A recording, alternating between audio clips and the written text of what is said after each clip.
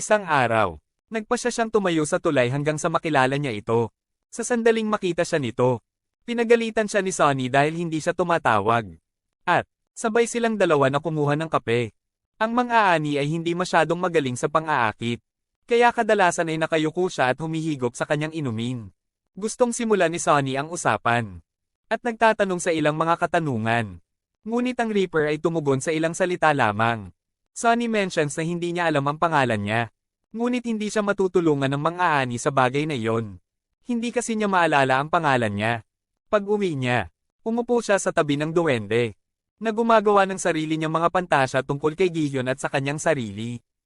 Pansamantala, gumagamit ng kandila ang dalaga para hilingin na makita siya. And the goblin teleports malapit sa kanya.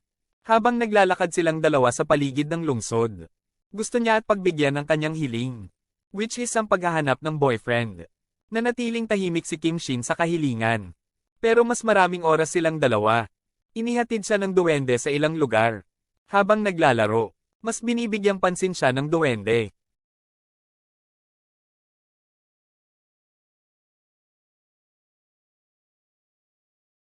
Pakiramdam niya ay muling nabuhay ang kanyang hilig sa buhay mamaya. Naglalakad siya sa kabilang kalye. Kapag ang kanyang mga headphone ay nagsimulang magbigay sa kanya ng ilang static na ingay. Tinatanggal niya ang headphones niya. And realize na may babaeng multo na papalapit sa kanya. She tried to avoid it pero sinabi sa kanya ng multo. Kailangan lang niya ng tulong niya sa isang simpleng gawain. Namatay siya ngayon. At hindi pa bumibisita ang kanyang ina sa bahay na kanyang inuupahan. Gusto niya to go there at punuin lang ng gamit ang refrigerator. Matutuwa ang kanyang ina na makita ito. Dahil lagi niyang sinasabi sa kanya na alagaan ang sarili niya. Nagpasya siyang tulungan ng multo. Bumisita siya sa kanyang apartment. Inayos ito at dinadama ang refrigerator. Maya-maya ay bumisita ang ina ng multo sa lugar.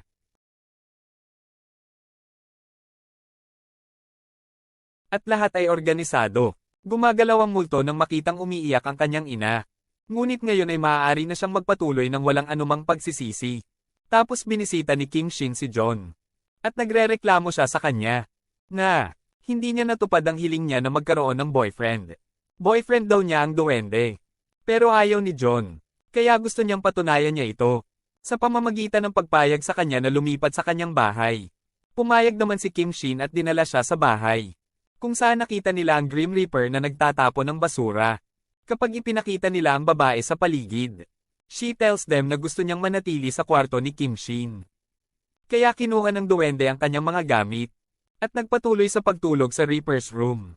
Bago sila matulog, ang dalawang immortal na nilalang ay may usapan tungkol sa Diyos. Sinabi ng duwende na nakita niya ang Diyos noong siya ay namatay. At ang Diyos ay isang paro-paro lamang. Kinaumagahan, sabay silang tatlo na nag-aalmusal. Ang mang-aani sa duwende. Makisali sa isang nakakatawang paghaharap. At ginagamit nila ang kanilang mga kakayahan sa pag-iisip upang kontrolin ang dalawang kutsilyo. She uninterrupt sa mga ito. At sumulat ng ilang tuntunin na dapat nilang sundin. Sa paligid ng kusina, mamaya magdiyak ka. Bumili ng dalawang smartphone para sa kanyang tiyuhin at isang Reaper. Pilit na inaalam ni Kim Shin kung paano siya makakapag-video call sa iba. Habang ang isa ay nagsusulat ng numero ng telepono ni Sonny. At inisave ito bilang isang contact. Gumawa ng bagong diskarte si Shin. Para mapalapit kay Kim Shin. Gumagawa at nagseselos. Pagdating niya sa sala, nagsisimula siyang magtiklop ng ilang tuwalya kasama ang Reaper. At nagpapanggap na masaya siya. Gaya ng ginagawa nila. Tanong ng Reaper sa kanya. She knows any male names na gusto ng mga babae. Napansin ng duwende na nagsasaya sila at nagseselos. Kumuha siya ng Renaissance painting. At nagsimulang magsalaysay ng totoong kwento nito. Sana mapabilib si John. Gayunpaman walang nagmamalasakit sa kanyang sinasabi. The Goblin and John end up screaming sa isa't isa. Hindi kasi maintindihan ng dalaga ang kakaiba niyang ugali. Tungkol sa mang-aani, nahihirapan pa rin siyang magdesisyon. Sonny ba ang tawag niya o hindi? Ang sagot dyan ay darating sa susunod na umaga. Nang makuha ng duwende ang telepono sa kanyang mga kamay. At tawag kay Sonny. Hindi pa handa ang mang-aani. Pero idinikit ni Kim Shin ang phone sa tenga niya. Tinanggal ito ng isa sa mga kamay ng duwende at huminto siya. Time ang apoy na nagnininga sa mga kandila ay nagyayelo. At huminto ang orasan. Naglalakad ang Reaper sa kanyang telepono. na lumulutang sa hangin. At nag-iensayo ng ilang paraan para makausap si Sonny. Ang duwende ay hindi nagyelo tulad ng lahat. At sinabi sa mga ani na handa siyang gawin ito. Pagkatapos ibalik ang oras sa normal. The Reaper ang tumatawag sa telepono. At inaayos na makilala si Sonny. Yudia kakumpanya at upang gawing mas awkward ang mga bagay.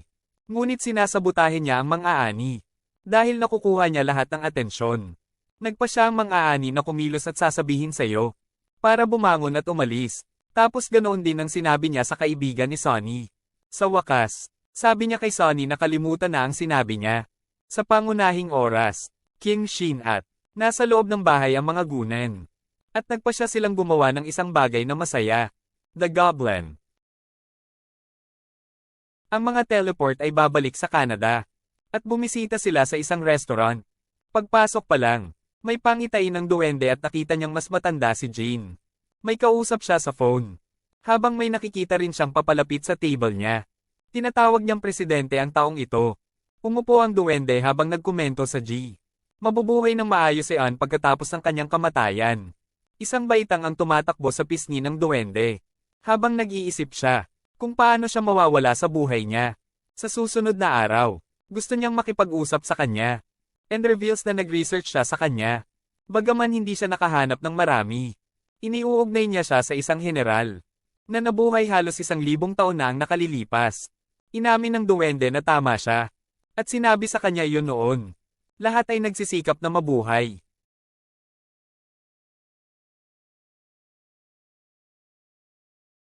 Napilitan siyang pumatay ng maraming tao. At kaya naman, pinarusahan siya ng Diyos ng sumpa ng pagiging immortal. Una niyang tanong, at huwag isipin ang immortalidad bilang isang sumpa. Dahil napakalakas niya, na tinutulungan siya ng maraming tao. Ang dalawa sa kanila ay gumugugol ng mas maraming oras na magkasama. The Goblin realizes na ang babaeng dapat, para hilahin ang espada at patayin siya. Bilang parehong tao, na nagpaparamdam sa kanya na gusto niyang mabuhay. Sa anumang kaso, alam niyang kailangan niyang mamatay kung gusto niyang lumaya. Bumili ng regalo ang duwende para kay John at sinabihan. Na oras na para tanggalin niya ang espada. Gayunpaman, walang ideya ang dalaga na mamamatay na siya. Dinala siya ng duwende sa isang magandang bukid ng mga bulaklak. At handa nang hilahin ang espada. Ngunit minsan siya sa disenyo ng isang kontrata na may ilang mga tuntunin. Isa sa mga terminong iyon ay iyon. Hihilahin niya ang espada kapag umuulan. Sa unang pagkakataon ngayong taon. Ngunit hindi yun mahirap gawin ng duwende. Kaya minamanipula niya ang panahon para maging snow. Xian ay kailangang sumunod sa kanyang sariling mga tuntunin. At naghahanda siyang hilahin ang espada. Sinusubukan niyang sunggaban ito, pero dumula sa mga kamay niya dito. Sabi nito sa kanya. Hindi niya kasalanan. Nang may nangyaring mali. She approached him in a playful way. And the two of them kissed for the first time. Kinaumaga ilang sandali. Humahabol sa baseball player. Naglalaroan ng kanyang buhok. Katulad ng nilalaro niya noong mga bata pa sila. Ang bagay ay, pinagmamasdan sila ng duwende at nakaramdam siya ng selos. Kapag nakita niya, ginagawa niya ito. Ang selos ay sumasalamin sa panahon. At tinalakay ng duwende ang bagay sa mga ani. Pag-uwi niya, hinihiling sa kanya ng mga ani na magpahinga dahil siya ay sumobra. Ngunit gumawa ng panibagong galaw ang duwende. Kinaumagahan, hinampes niya ang locker room ng baseball team. At nagsimulang magtanong tungkol sa kanya. Nang lumitaw ang binata, he proclaims na kilala niya si Kim Shin. Komento rin niya na wala pa siyang edad. Isang flashback ang nagbabalik sa atin sa nakaraan. Sa isang random na pagkikita ng dalawang ito, nasa playground sila, at naghahampas sila ng ilang baseball. Ibig sabihin ay ang araw na mahal niya ang esport mula sa murang edad. Sa kabilang banda, hindi masyadong magaling ang duwende sa sport. Napansin ito ng bata, at sinabi yon sa duwende. Kinailangan niyang ayugoy ang kanyang balakang sa ibang paraan. Pagsunod sa payo ng mga bata, nakatama ng ilang bola si Kim Shin. Bumalik sa kasalukuyan. Sinusubukang malaman ng duwende kung paano haharapin ang mga bagong emosyong ito. Kahit libo-libong taon na siyang nabuhay, hindi pa niya naramdaman ang ganito. Sinusubukan niyang tawagan si Jean. Ngunit ang batang babae ay nagsasabi at siya ay abala at Binababa, na lalong nagseselo sa kanya. Paano kung kasama niya si Taehi? Nagpa siya ang duwende na mag-imbestiga. At kinukulong niya ang mga multo. The lurk around his girlfriend. Ibinibigay sa kanya ng mga multo ang lahat ng impormasyong kailangan niya. And the goblin find Jin na kumakanta sa isang audition. Hindi na kailangang sabihin. Napakagaling niya. Pagkatapos, naglakad na silang dalawa pauwi. At patuloy na lumalaki ang emosyon ng duwende tungkol sa dalaga. Kapag niyakap ko, si Kim Shin ay nagsimulang makaranas ng matinding sakit. Parang sinasaktan siya ng espada. Iginiit niya ang espada, and realizes na ngayon ay kaya na niya itong sunggaban. Hinawakan niya ang hawakan ng mga espada gamit ang kanyang mga braso. At unti-unti niya itong hinugot, na nagiging sanhi ng sakit ng duwende. Pero alam din niyang mamamatay na siya, kung bubunutin niya ito, ng katutubo. Itinulak ni Kim Shin si John at Sensor na lumilipad sa ere. Nag-teleport siya sa likod niya para iligtas siya. At bumangga sila sa isang malaking truck, na naglalabas ng napakalaking alon ng enerhiya. Ilang sasakyan ang sumisip, hinatid siya ni Kim Shin pauwi. At humingi ng tawad sa kanya tungkol sa nangyari. Hindi niya siya pinapatawad. At sinabi sa kanya na magiging maayos siya.